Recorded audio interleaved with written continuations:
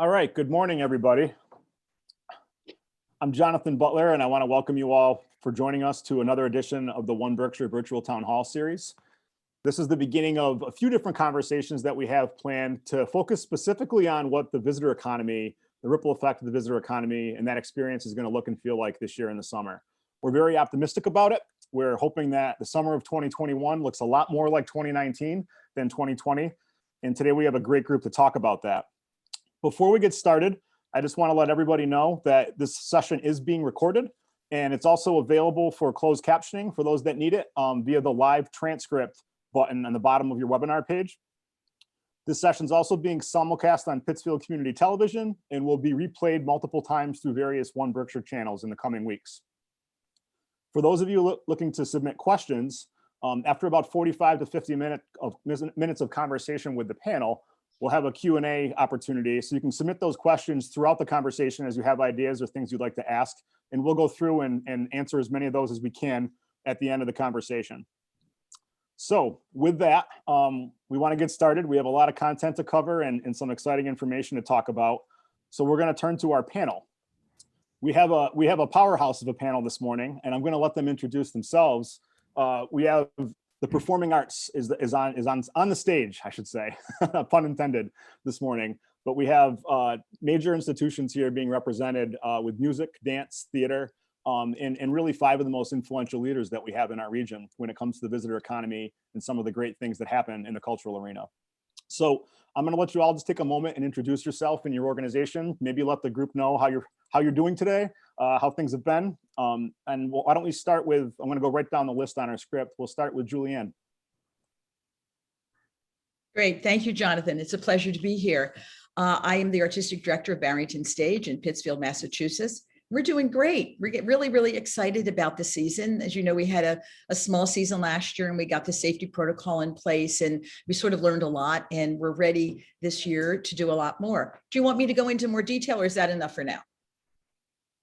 We'll go around and introduce, and then we'll have an opportunity to get into Great. A whole bunch of details. I think the answer is fabulous. We'll turn it over to Alexandra.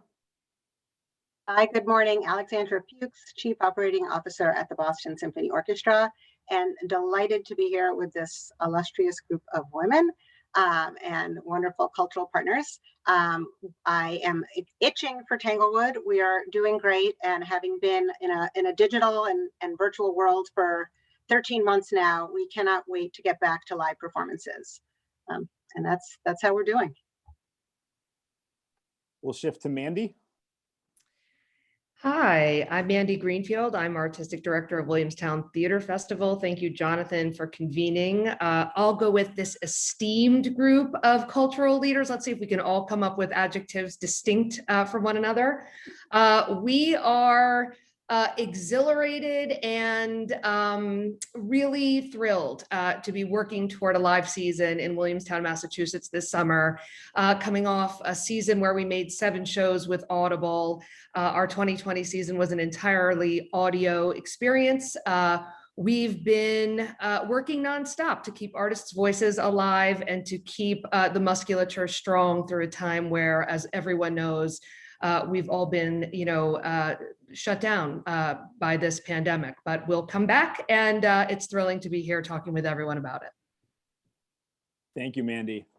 We'll shift over to Kate.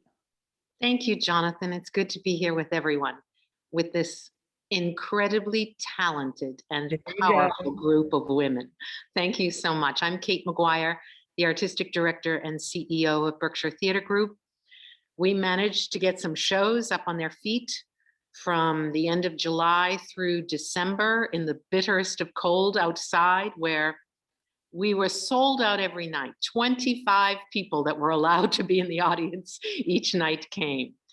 And we're certainly ready to get started again, and we get started this Saturday with more programming. So thrilled to be here. Thank you so much. Thank you. And last but certainly not least, to introduce herself is Pam.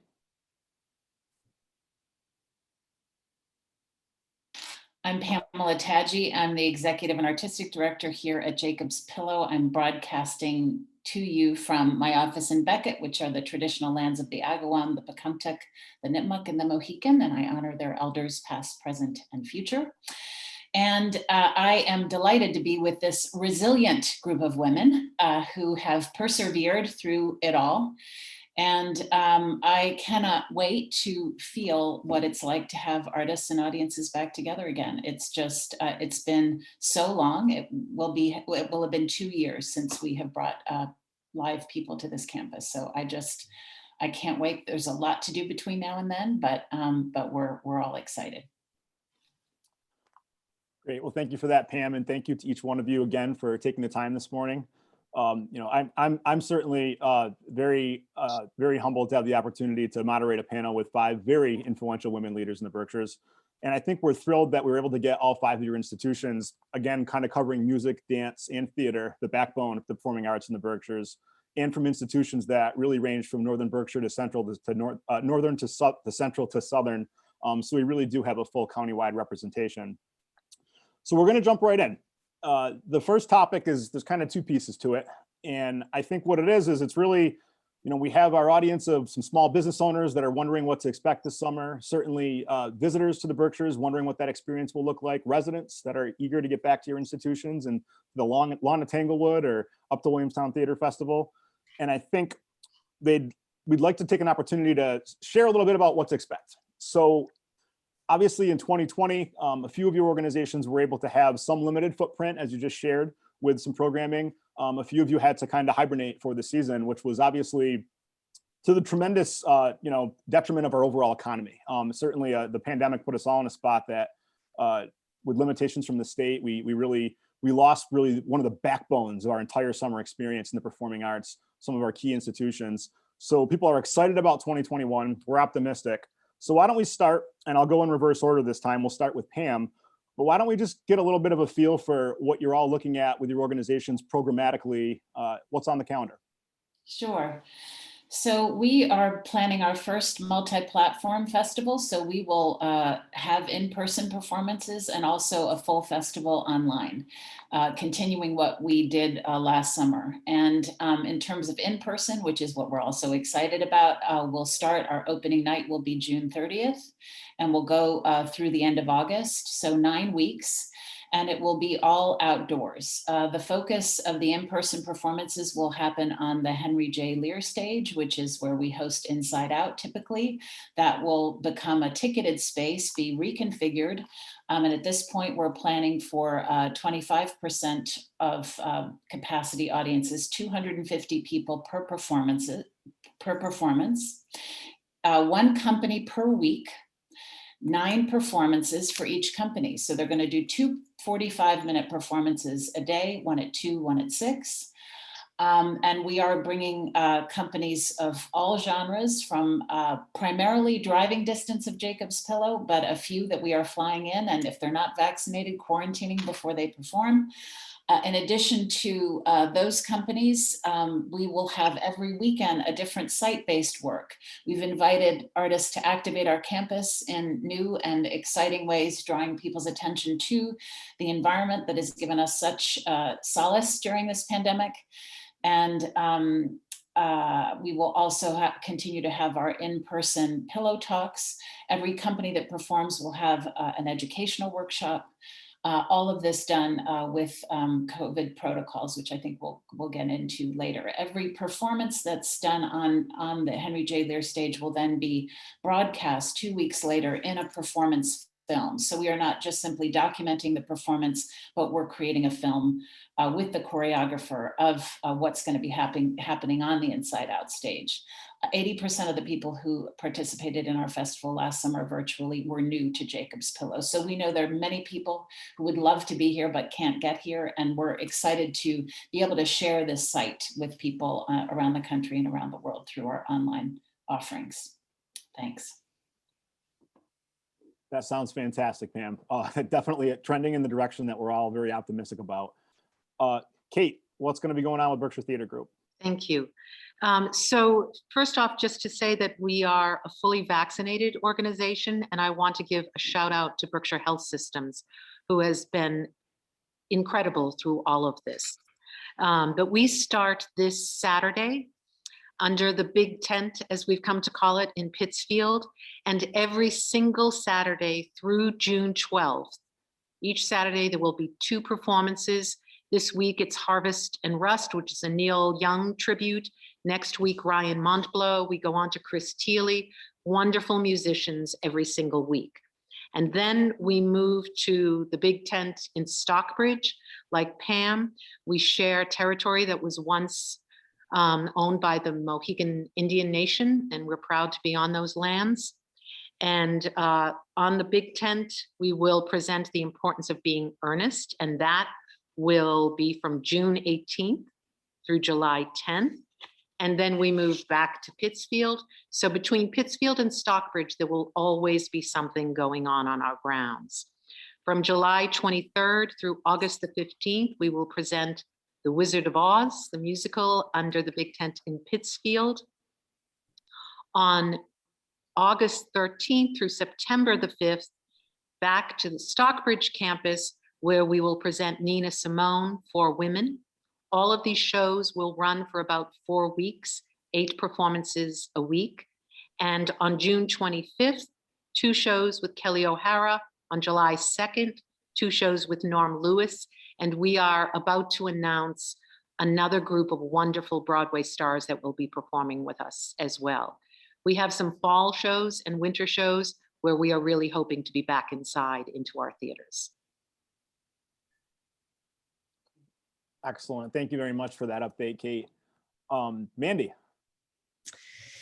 Thank you. Similarly to Pamela's program, we will continue to make work with our partner Audible so that we can bring the work of the Williamstown Theater Festival to a global audience through the ear. But I'll focus my comments just on our live season in Williamstown this summer, which begins July 6th. We are kind of taken over town in partnership with the town itself, the Board of Select People, the Board of Health, the Clark, the college. We are really holding hands with the entire community to bring a 3-project show season to life, beginning with Outside on Main, 9 solo plays by Black playwrights that will take place on the lawn outside the 62 Center for Theater and Dance, which is where we ordinarily produce. That will be followed by a project on the reflecting pool of the Clark Museum, the world premiere musical Row by Danny Goldstein and Dawn Landis, directed by Tyne Raffaelli with Grace McLean. And at the same time, we will be installed in the nooks and crannies of Williamstown, Massachusetts, for an outdoor interactive installation piece of theater that can be taken in either by foot or by car. It's called Alienation, and we are making it with the collective known as the Forest of Arden, with writers Jen Silverman and Eric Berryman.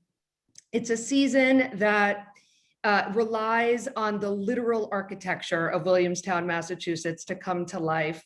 And I hope that our audiences bring a spirit of adventure and openness to it, as it hopes to bring everyone's senses back to life in a real celebration of human ingenuity. So join us. Thank you.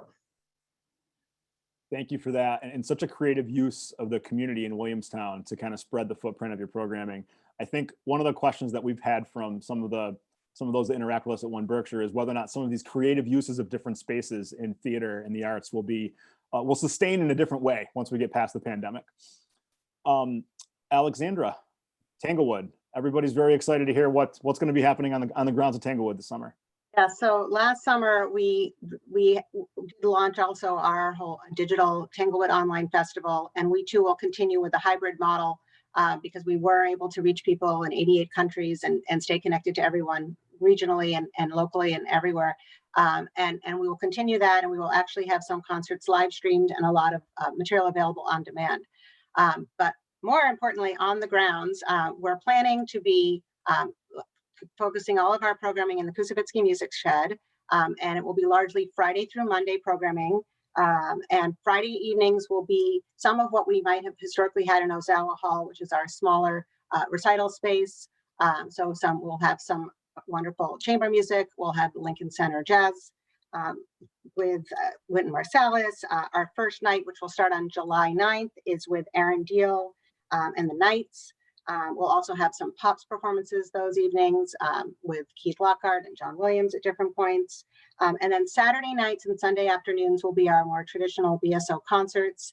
8 of those concerts will be conducted by our music director, Andres Nelsons, and the first will be on Saturday the 10th with Mandy Axe, and it will clearly be a historic evening for us.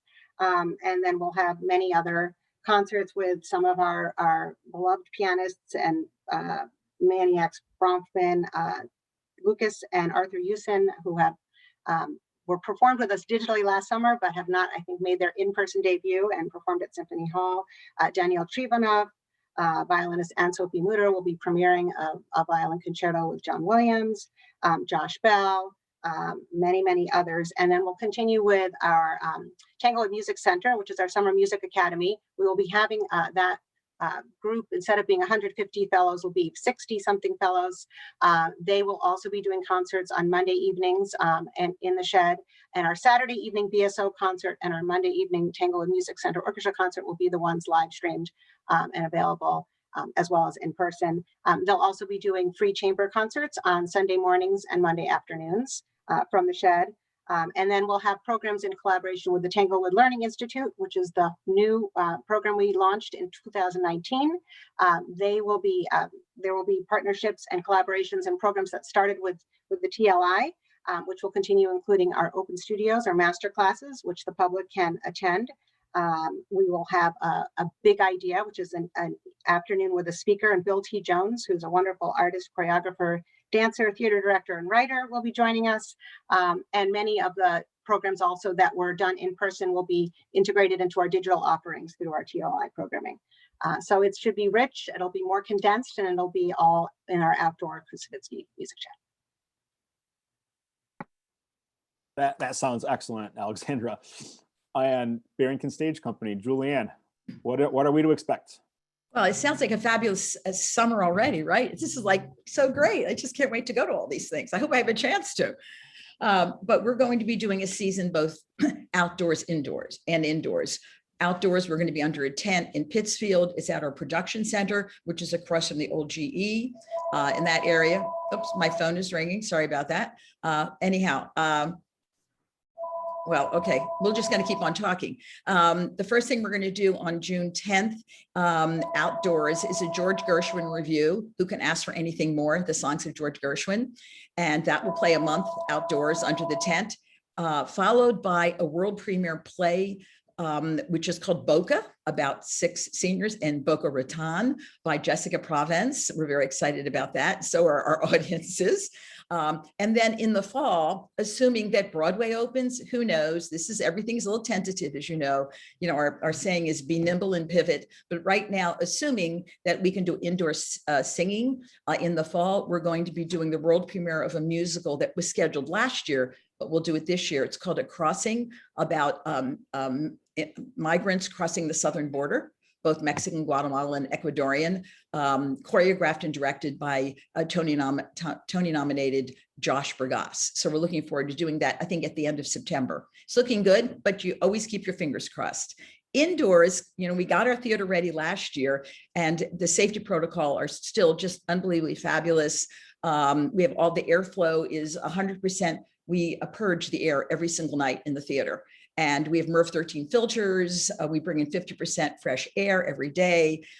Every single seat, both outdoors, indoors, is electrostatically cleaned. So we are really concentrating on the safety protocol and had a chance to start that last year. Indoors, we're starting on June 18th we're doing smaller plays indoors. All of the actors, both outdoors and indoors, have been vaccinated, as has our staff. So that's one of the things I think that's really important as well. We're starting with a play called Chester Bailey. It's a two-hander. It's a psychological drama starring Tony Award winner Reed Birney and his son Ephraim. And that's going to start June 18th. Then in July 16th, we're doing a one-person show, Eleanor, based on Eleanor Roosevelt, which Mark St. Germain, one of our regular artists, he's written that play, and starring Tony Award winner Harriet Harris. So that's in July. And then in August, we're doing another world premiere play called Sister Sorry, based on a New Yorker piece by a writer named Alec Wilkinson, who also wrote the play. So we're going to be very, very busy. We'll also have some Broadway stars. The newest one we just are announcing actually this week is on July 18th. We're actually going to have an outdoor gala under our tent, and Aaron Tveit is going to come up and do that. Tony nominee from Moulin Rouge, he did company for us, and he will be doing our gala on July 18th. So that's what we have in store. It must be so liberating for all of you to be able to talk about the things on the calendar and what's happening. It's such a change in tone. I do hope that people are taking notes, because that's a lot of programming this summer in the Berkshires, and lots of different opportunities to take advantage of, and so much diversity from the different shows that you have on the calendar. I do want to quickly just remind everybody, we haven't had any questions submitted yet, but any of you listeners that have questions, feel free to use either the chat or the Q&A function, and we'll get to those a little bit later on in the conversation. So all of you have kind of probably become health and safety experts, certainly within the protocols of Massachusetts and the guidelines that we've had to come to live with. I know a tremendous investment's been made by your organizations in providing a safe experience for your patrons this summer. So why don't we talk a little bit about that? Why don't we go back to Pam? But I'd love to hear and have you share with our listeners a little bit about, what will Jacob's Pillow look like and feel like while experiencing something there this summer? So you're going to be calling to order your tickets.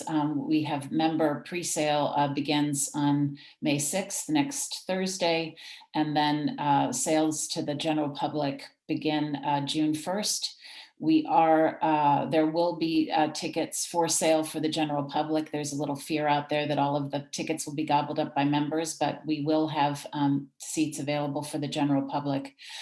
We also will be having Jacob's Pillow on the road. We're taking a U-Haul with a stage and a sound system, and we're going to 4 towns in Berkshire County. We're bringing the Ladies of Hip Hop for the first week, and then Kulumele, an African drumming and dance company from Philadelphia, the second week.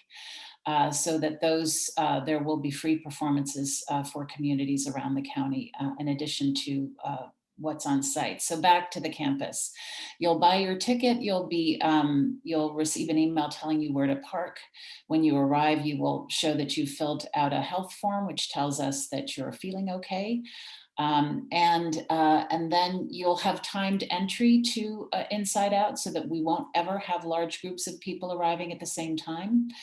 You'll be taken to your seat. You'll see the performance. You'll have an earlier timed entry if you want to see the pre-show talk, which is a tradition of Jacob's Pillow to give audiences a point of entry into what they're going to see. We will have grab and go food amenities on campus. You can order ahead a picnic, or you can pick one up there. We'll have picnic tables available for people to be able to eat together. I think, maybe this is the moment, and I can just say that one of the silver linings of this time has been to work closely with my colleagues on this screen and others to navigate these incredibly extraordinary times that we've all gone through, beginning with, I just go back to Mandy's email when all of this started happening. Could we all have a call and talk about whether or not we're going to cancel, and when and how? So thank you, Mandy, for leading that. And yet again, we came together to put together a code of courtesy, which is a protocol that we hope everyone attending performing arts organizations in Berkshire County will participate in. The idea is that if we're all doing this together, then people will build a habit. When you go to Barrington stage, when you go to Tanglewood, it's going to be the same experience as you go to Jacob's Pillow. We will be requiring masks on campus for everyone. And this is because a percentage of our population won't be vaccinated by the summer. So it's extremely important that we think about the collective. And even though people are vaccinated now, don't have to wear masks outdoors, they do need to wear them if they're in proximity to other people. So that's one of the parts of the code of courtesy that we have. And I think the idea for us is all about communication and just making it so that you know what the protocol is so you can just enjoy the performance and not have any anxiety about it. We will also be offering refunds. We want to encourage people who don't feel well to not come. So that's an important protocol as well. So I'll just pause there and let my colleagues add to that. Sure. I was going to note too that Mandy shared with us a copy of the Code of Courtesy, and there's a link to that, which goes to the Williamstown Theater Festival's website, available in the chat box for the listeners. Yes, I'll just jump in and add that luckily there's not much more to add, because we have actually worked so closely together as a group of cultural organizations to ensure that what we are each doing is what we are all doing. And that is for the safety of our artists and administrators internally and our audiences and neighbors externally. We all share the same concerns. We're all participating in the same code of conduct, and we think that doing so will help everyone feel good about coming and enjoying, and also taking safety as seriously as we must continue to take it. The only thing I would add, and I am so grateful that we have put this code together, this code of courtesy. We're also, what we found last year was that visuals help. So we do videos of what the audience can expect when they arrive, and our staff will walk you through before you get to the theater. So if you go to our website, before you come, there's a video that will show you what to expect. And I think because we're all in the arts, what we've become really good at is listening. And so I think what's really critical, and what we certainly learned last year during performances, was that not only listening to what's going on in terms of the CDC and health product protocols, but really listening to the audience and understanding that these are times that change in an instant, and that we all bring some fear to being out in the open for the first time or the second time even. So just being really careful and generous, I think, with everyone is what's important. I can add, Go ahead, Alexandra. exactly what was talked about is something we've done as well. So with our announcement, we announced our program again April 8th. We started selling our pre-sale on the 12th, and tickets to the public start on May 17th. And we created a sort of campaign, which we have in a video called Safe and Sound. And it's basically walking through, the video reminds me of an advertisement. If you have like a medicine you have to take, and it might not be, and they have all the fine print with all the side effects, but you see this image and you hear music and you just want to, you feel good about it. So, it's a 2-minute video to really prepare people for the experience. We're getting lots of questions, even as patrons are purchasing tickets now. They need the reassurance, and obviously things will keep evolving, but they want to know that we're adhering to the same measures that have been discussed, universal mask wearing. I saw a question in the chat about the lawn, so I just thought I would answer that. We felt it was important to keep the essence of Tanglewood, and people love to picnic on the lawn, and that's part of the experience. But what we're doing is anyone with a lawn ticket, first of all, ticket purchases are capped at 4 per household per concert at this point. And that's to the point that Pam raised, I think, that we really want to ensure that we have tickets available for the public, and people are understanding of that. So when people are coming to the lawn, we're going to hand a covering. It's sort of a glorified piece of plastic, but which is 8 by 8 feet, which will sort of outline a 2-person or 2.5-person, if they have a child, space for their chairs, their picnic, and with it, we're asking them to stay within a foot of that. And then we'll have another one, which will similarly have that 1-foot radius around it and keep 4 feet between. So the idea is to keep the distance on the lawn between people, give them their space to enjoy it, ask them when they're not eating to stay masked. And we're continuing to invite families. Children under 18 can come to Tanglewood for free, and we want to encourage that. We're going to have a family concert. We'll also have community events. We're going to continue Tanglewood in the City, which we've done for the last 2 summers in Pittsfield, where we have a concert on screen for folks that we found don't always make it to Tanglewood, and we want to encourage them to experience that, and then hopefully come to Tanglewood, and also have BSO players. We'll do some community chamber concerts in the summer. But it's all about reinforcing the messaging that we are a safe place to go. we are adhering to these protocols, and I think people will trust us and all of us because it is collectively agreed upon. Great. Yeah. I absolutely agree with everyone. I mean, I think that we've come up with a wonderful, the COVID courtesy plan is unbelievable. Of course, ours is also indoors. And the one thing that we are doing, and by the way, we haven't had many questions about safety, both outdoors and indoors, and people are buying the indoor tickets. I mean, people are vaccinated, they're feeling very comfortable about it. So we really haven't had that many questions. It might be because our protocol has been out for a while. But Kate's absolutely right. The video helps so much. We did a video last year too, from the moment you would enter, letting people know that there are no paper tickets, no paper programs, that everything is digital, that we have copies of everything digitally. And I think that really helped when someone walks in. We also have on a big screen in the front, like what would be our program. People can go to a QR and also get the program. So we just, again, had to think through things. What would people need when they came into the space or the site? One thing that I didn't mention is that our indoor shows are all going to be taped. They're going to be videoed and available online for purchase as well. So if somebody's not comfortable going indoors, they can still see those plays. And they will be approximately 2 weeks after the final performance. And I think it's important just to give our audiences that aren't comfortable a chance to see it. What we also learned from doing so many readings is, either the Zoom readings or the virtual readings, is that we developed an audience from around the country.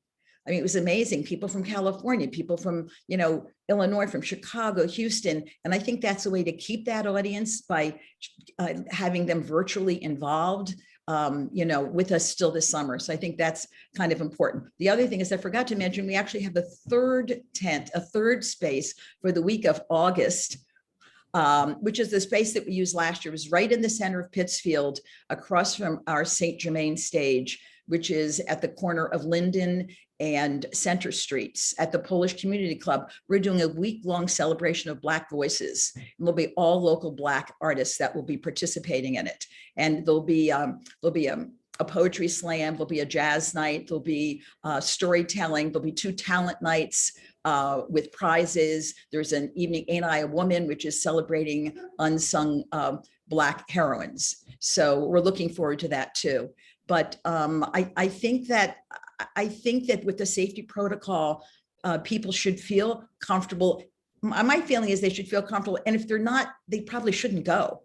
I mean, if they're not comfortable, then maybe they should find that there's so many virtual things that are possible. But we're finding that the majority of the people really want to get out. And our job is to let them know it's a shared responsibility between us at Barrington Stage, the artists in the audience, that we keep those masks on, we stick, 6 feet apart. We honor all of the things. We enter slowly, we exit slowly. And I think if everybody knows we're in it together. And that was the feeling last summer. It was Kate can talk to this too. It's a camaraderie. People felt like they were cheering us along. And I think everyone will cheer us along, because it is taking a lot of work to do this, to put these seasons on.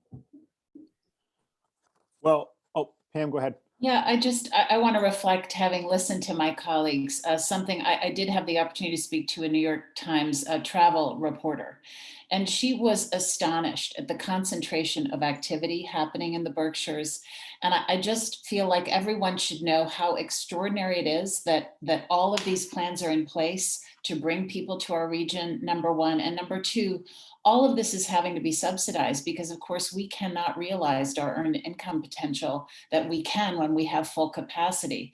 So when Julie talks about the collective, it's the collective that's going to make this successful, because a lot of communities are not attending this because of the financial cost. And so I really have to sort of put it out there that that we are doing so much to bring attention to the Berkshires. Our digital programming, people are discovering our region for the first time. So I just want to say how grateful I am in advance to all of the members of all of our institutions that are making this possible this summer. I thank you for that, Pam. And I think it's critical for all of us in the region, from an economic perspective, a business perspective, to be very grateful for the work that all of your institutions are doing. We know it's an investment. We know it's very difficult work.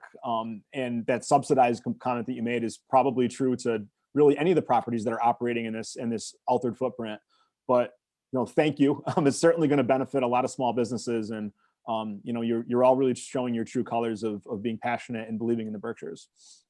So I want to turn to a quick question.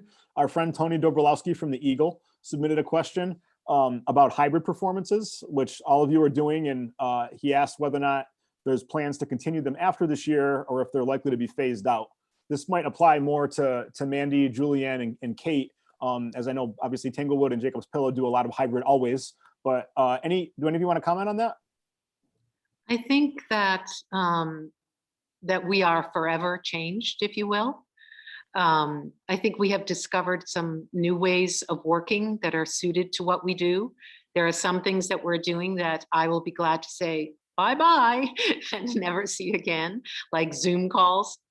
But I know that one of the things that has changed for us dramatically is finding spaces, new spaces to do performances. So like Mandy was in how she was speaking about Williamstown, we're grateful that we have the property that we have because we've discovered new places to do our shows. So I don't know that that will change. I suspect that we'll be using our grounds in new ways for years to come. I mean, when Brian Stokes Mitchell performed under our big tent last summer, he announced that the acoustics were perfect. And I thought, oh, this big tent should perhaps stay. So there are things that have happened that I think that we will continue. And also, I really want to echo what Pam said. There are donors that have stepped up like they have never stepped up before.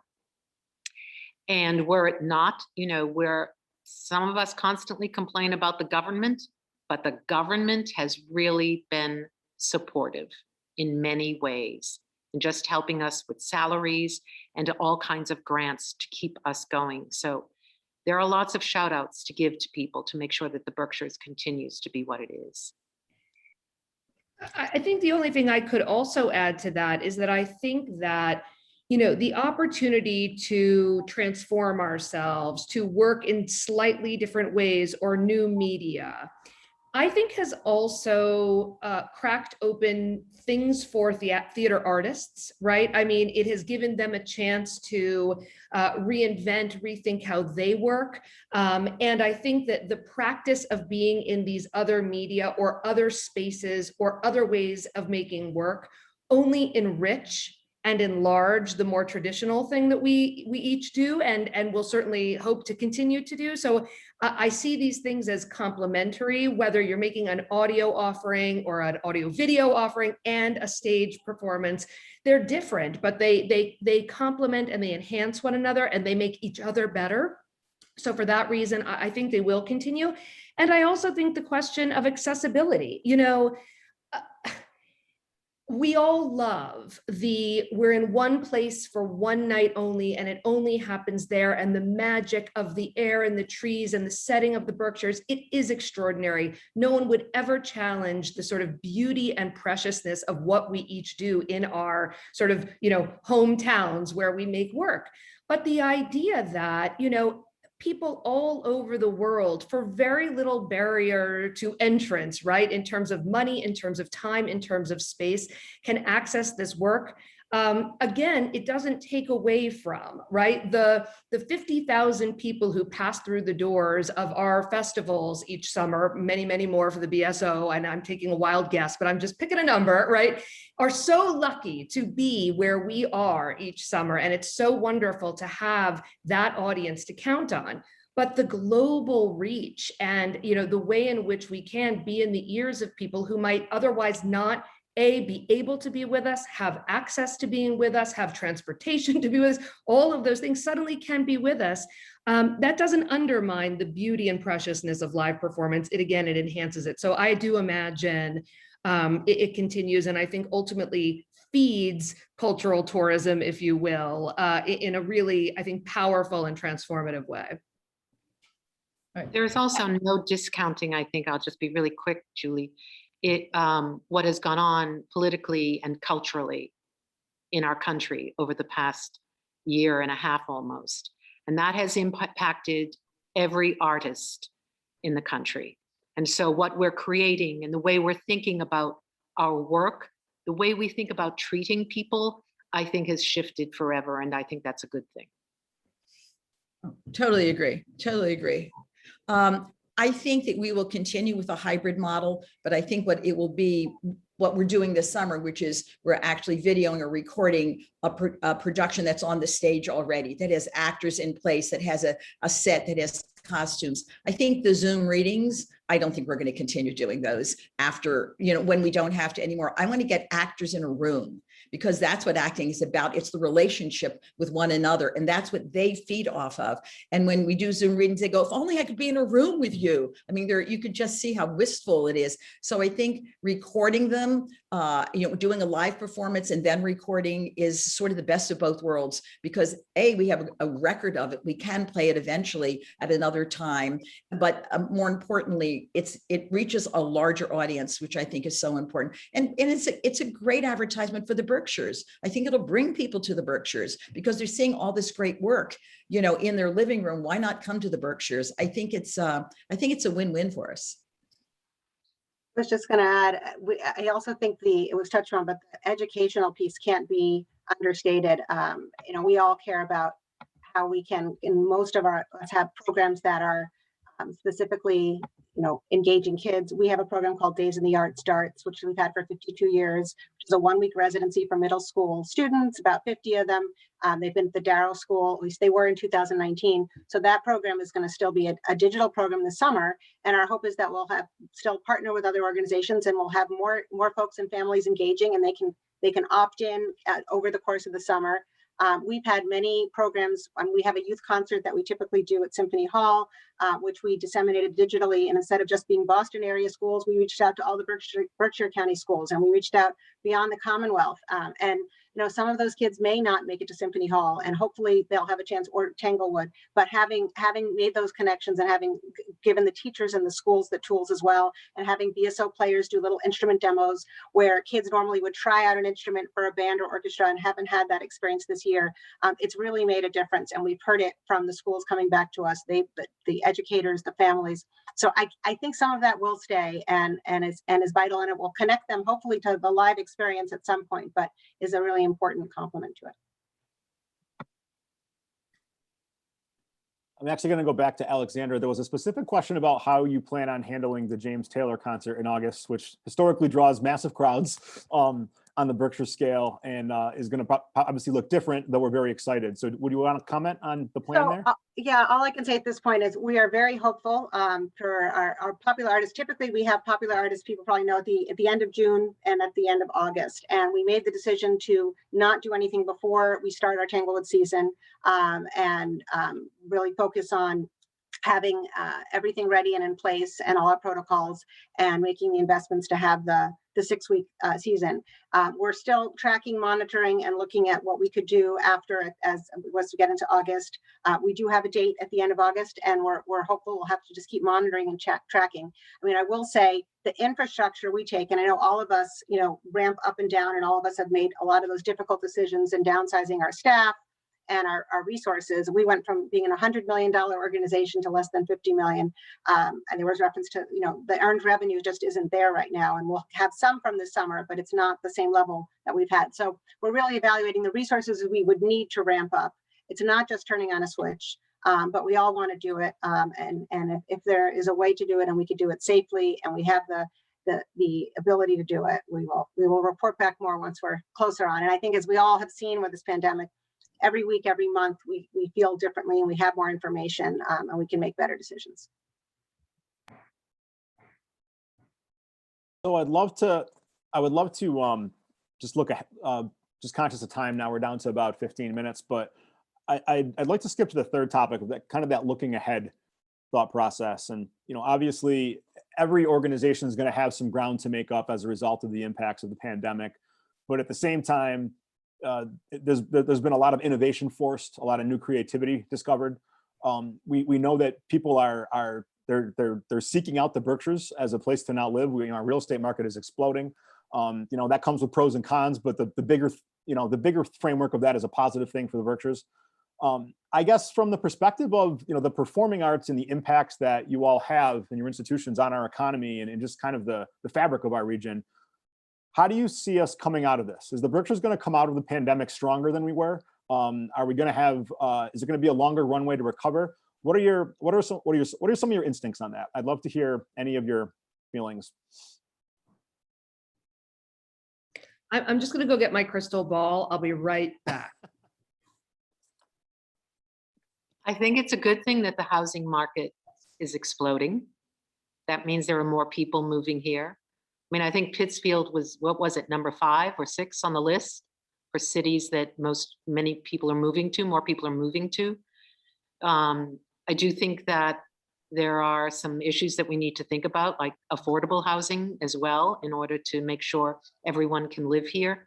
Those are issues probably for outside this conversation, but that so many people have moved here and are finding it as rich as we have all known. I think that is a point of strength for the future, for sure, Jonathan. I think that the difficulty, or our challenge, I should say, is how do we engage those new audiences? I think I saw something in the chat like that, but I mean, a lot of those are younger families that are moving here, moving out of the city or wherever they were. And how do we engage those audiences who maybe don't know about us or aren't used to going to, all of the events that we have in the summer? I'm very optimistic. I do agree with Mandy. You need a little bit of a crystal ball here, but I think we have to stay positive and just try to find ways to get that audience. And if they're moving here year round, does that mean that we will have more year round programming? That would be my next thought. That would be sort of one of the things that I would love to see in a few years. If we can find that audience, we can engage them, and then can we do more year round work? I think, one of the great, I guess, wins of this pandemic has been seeing who and what has come together in Williamstown, Massachusetts to help bring us back, right? We are not an appendage. We are part of the fabric, as each of these organizations are, of a community. And I think that while I don't have a crystal ball, the fervor and intensity and passion with which our communities are enabling this return is certainly indicative of a kind of sustainable growth model. I think it's going to take a long time, can only speak for my own institution, to come back to normal, right? Like what we were. I mean, our shrink is proportionately not dissimilar from what Alexandra described for the BSO, right? I mean, this has been a wildly difficult period for cultural organizations, and it's going to take time to build back. But the thought partnership, and literal practical partnerships that we are seeing come together to make this happen really do, I think, belie a kind of long-term growth and sustaining force that indicates to me we will be okay. I agree. And I think when people who did flee and came here, they came to the Berkshires, they didn't necessarily have the cultural attractions as the reason they were leaving. It was a place to go. It had outdoors. People fell in love with the outdoors, but I know a lot of those folks have stayed, and there are more younger families. Sounds like there's also been a turnover. There's a lot of social outdoor recreation growth.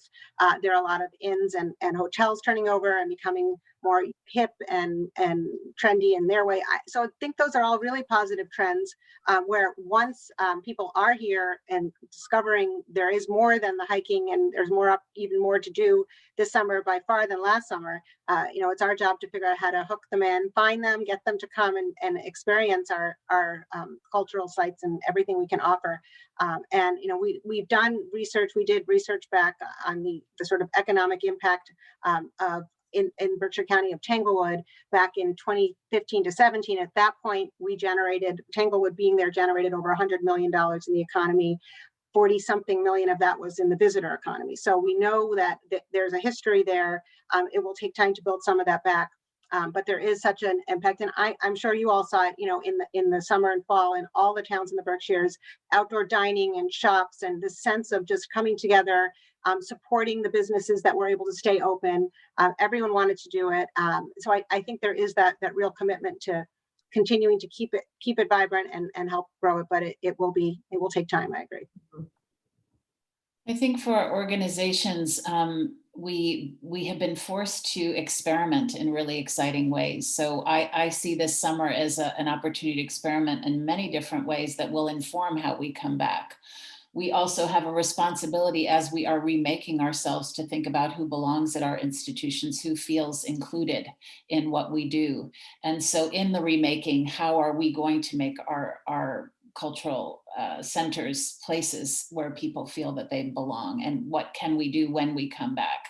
Specifically at Jacob's Pillow, sadly, there's a lot of remaking going on because we lost a theater in November. And for us, thinking about the theater that we need to have for the 21st century, one that has all the warmth and character of the Doris Duke, but will be a place for works that artists want to make right now and in the future, is an opportunity for us. So that will be a moment. And some of you may know that our flagship theater, the Tatge Theater, the first theater built for dance in America, is under renovation. And we, thank goodness, everything, we had a quiet campaign in progress because frankly, the Sean in its current state would not be viable in a post-COVID world without ventilation and air conditioning. So we will come back in the summer of 22 for our 90th anniversary with a renovated Tatge Theater. And we're using this time to invest in this very important renovation to the core of our business, frankly. But we've got to finish our campaign between now and then. So that'll be another task ahead.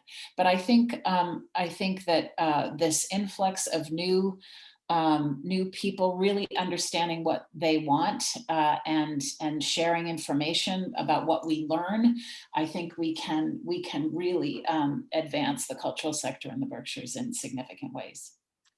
The one thing that was clear last summer at the beginning of every single performance of Godspell, and Julie knows very well that right when we were about to open, the governor reduced the capacity to 50 people. So there were only 50 people in that audience, but each night I watched as those 50 shoulders started shaking or heads started dropping. I mean, Ben Brantley, who was the main critic for the New York Times, said that his mask was soaking wet because he was crying, because people were back in front of live theater. So the recognition of what it means to people's lives was the most profound lesson probably of my artistic life. I mean, it was amazing. And I've been doing theater for a long time, and I got it on a level that I've never gotten it before. I totally agree. We were overwhelmed with people's reactions, with crying. The other thing is when the governor cut us down from 100 to 50, people started bringing checks and giving them to us. They said, we feel so bad. We feel so bad that you're not making the money. We were making absolutely almost no money, you could imagine, but they started giving us, they so appreciated what we were trying to do. And I mean, as you all said, people are really recognizing how important the arts were. I'm saying significant gifts. They were handing us checks, and I was like, I can't believe this. They really, our audiences and our patrons understand the importance of the arts. They're there with us. I mean, they're our greatest cheerleaders. They really are. And I think that's what we're going to experience this summer. And also, I don't know about Kate, but when the actors got into the rehearsal room for the first time, they cried. They were crying because they were actually in a room with, I mean, when we started Rodgers and Hammerstein, I mean, everyone was crying for about 5 minutes that they were actually going to be able to sing to someone other than themselves in their living room or bathroom. There was another person that they were singing with. And it's kind of exhilarating. You have to take these little things mean a lot because there's so much difficulty. Just what you're doing in the arts for people and for the artist is extremely exciting. It's really, it's also worthwhile. So we're coming up on 11 o'clock, and I do want to give you all just a moment to share a closing thought before we depart for the morning. I'm going to start with Julianne in just a moment, but I do want to say, I know that, each of your organizations have been leaders in terms of, pushing for and developing more multicultural programming and experiences on your campuses and in your institutions. But there's been a number of comments here, which I think are really encouraging in that we are seeing a changing demographic in the Berkshires, you know, and as people are seeking to come here, it's a little bit of a younger audience, not dramatically younger, but we're seeing more families in their 40s and 30s.